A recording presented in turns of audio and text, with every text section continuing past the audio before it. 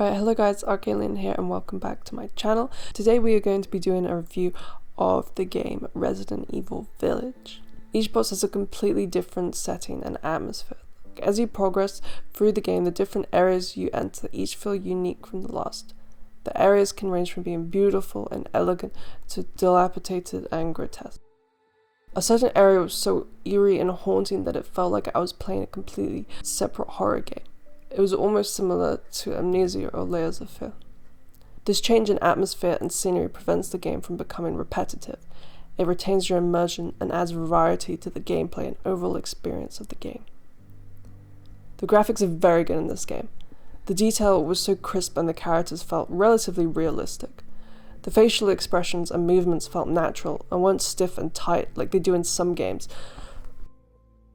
Whilst we're on the subject of characters, I found that the voice acting was very good.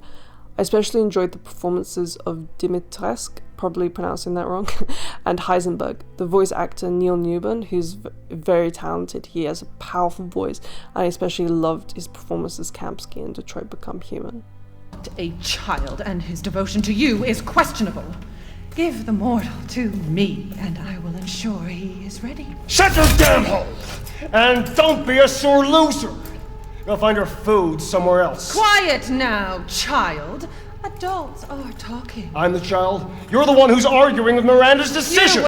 I love the attention to detail, especially here where you see the smoke coming off of the gun and the flash of light after each shot. I really love this effect and it really shows how much effort and intricacy was put into the aesthetics of the game. The lighting was really well done in this game. You can just see how much attention to detail was put into this. Everything from whether the light hits at a certain angle, how it bounces off the wall here, the reflection of light from the candles, and how you can see the light coming from the end of the tunnel in this particular shot. It feels so accurate and detailed. It really adds another layer of realism to the game, which makes it that much more immersive, especially since you're playing in first person. This is another really good example of lighting. The way the light from the fire illuminates the room and bounces off of the intricately detailed 3D wall behind, like the way some shadows extend the further away from the light it is really amazing. And also in this shot where you can see the light reflecting off of the blood, I love all the attention to detail here. I like the gun customization that they added to the game and the cooking aspect as well, as it gives a sense of progress and achievement with the character you are playing. Sort of similar to an RPG where you're leveling up your designated character and making them stronger as you progress through the game. I like how this gives you sort of a side object to do as well. The puzzle aspect of the game was quite fun. Most of the game you're sort of in this tense, stressful state where you're either in combat, running away from enemies, hiding for them, or just being in a general state of anxiousness, dreading the next time that something might jump out of the shadows at you, giving you a mild heart attack. Having a change of pace where you can take a breather knowing you're in a safe place where you can relax and just take a little downtime solving puzzles. None are overly complex, they are quite simple to solve, however some of you will spend a little more time on than others. I do like that most of the puzzles are all different from each other, so again, nothing will get repetitive and it's just a nice change of pace from the intensity of the main game.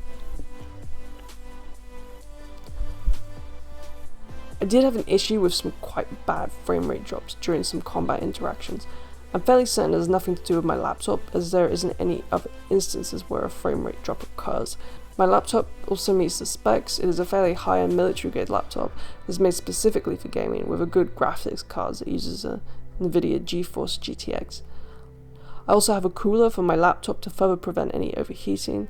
This frame rate drop doesn't happen all the time, just occasionally after I fire my gun. I found this happened mostly with the pistol. The frame rate issue isn't really game breaking and shouldn't be a reason not to buy the game, however it is a general nuisance. Combat did lose its fear factor very quickly, due to being able to simply block the majority of incoming attacks, and the enemy staggers, giving you enough time to just slowly walk away and line up your next few shots before you have to rinse and repeat.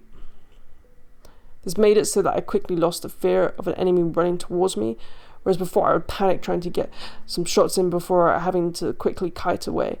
Knowing you can just stand there and tank that damage being thrown at you makes it so that rather being a terrifying enemy is just another thing to shoot at.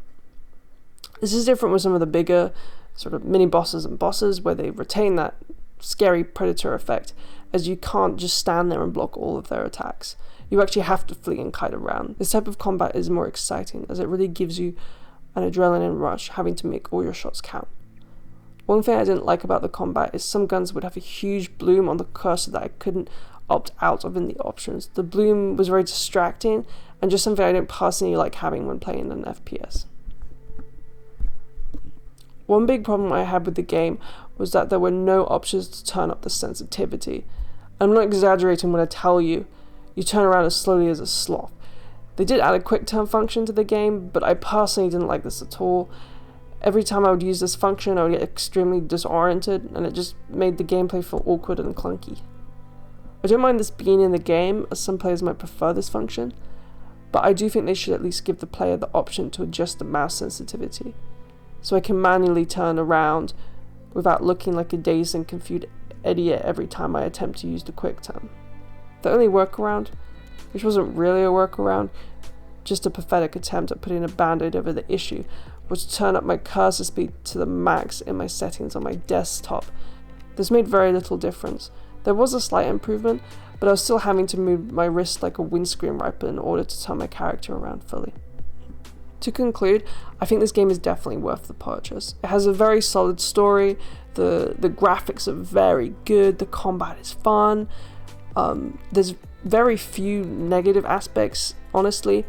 I feel like the only issue is it doesn't really have replayability. I mean, there is a New Game Plus, and you would need to go into New Game Plus to sort of completely upgrade all the perks that you need, but at the same time, it's just nothing changes when you play a New Game Plus, and because it's very story based, it's story driven, I feel like you wouldn't really get much value from this game. So I feel like it's definitely worth the purchase, but maybe wait for the price to drop a little bit. Maybe wait for it to go on sale before you actually buy it. But yeah, I was really, really pleased with this game. I thoroughly enjoyed it. I would probably give it an 8 out of 10. I might have given it a 9 out of 10 if it wasn't due to the issues that I found. Thank you so much for watching, guys. I really hope you enjoyed my review. If you do like my videos and you want to see me post more, please leave a like and subscribe. That would really help out so much.